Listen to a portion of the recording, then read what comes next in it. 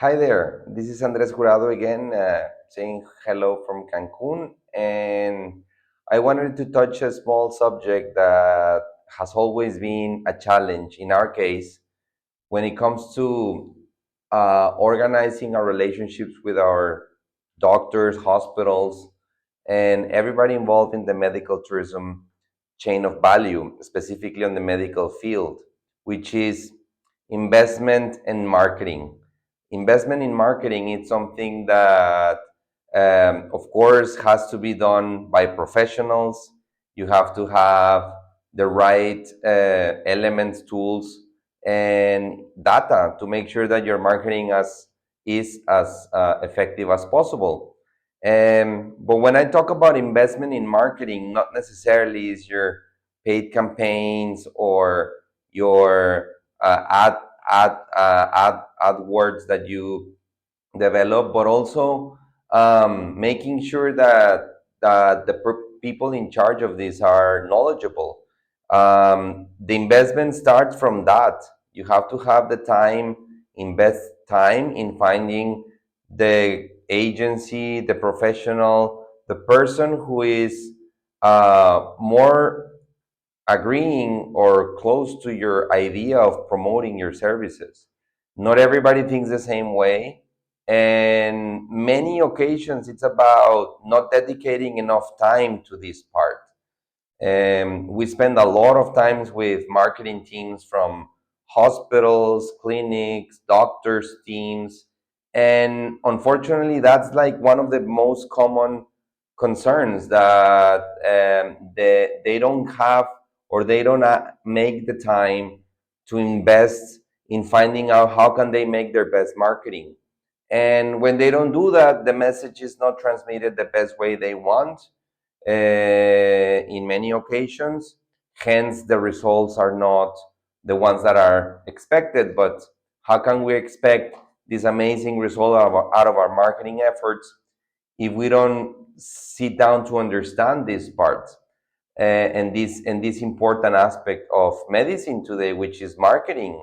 The game's changed for most of the doctors and physicians have understood that. There are a few that are still have not got into this new era, which is the diploma doesn't sell for it by its own. You have to put in place different strategies to help you.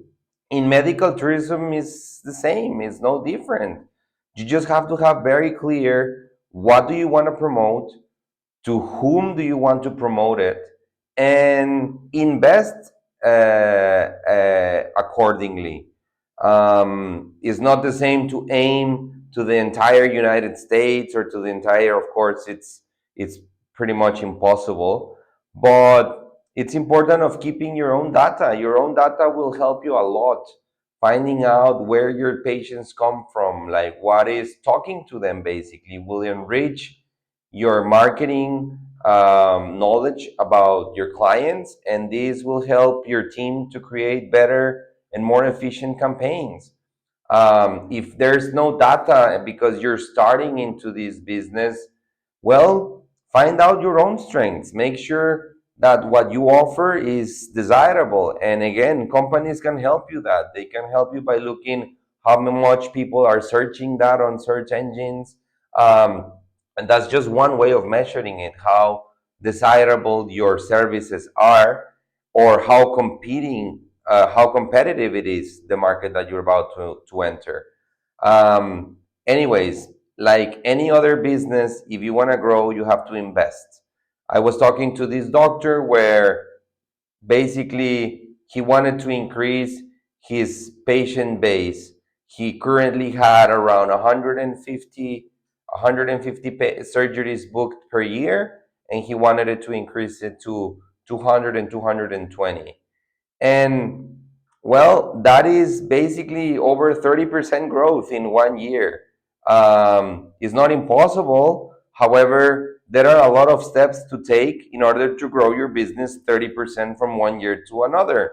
So that's why it's important to go to the experts, find out with them what are the most common practices. There are a lot of colleagues or people that are truly invested in training, in providing accreditations, which basically it's a learning phase to enter this sector or industry, if we want to call it that way, of medical tourism. But don't forget about that. You have to invest time, and you have to invest financially to make sure that you can generate that growth that you're looking for. Um, I hope this tip, which is very basic, but at the end, within the medical world, sometimes is not as adopted in their practices. So just another reminder, my friends. Hopefully this makes sense to you. Okay.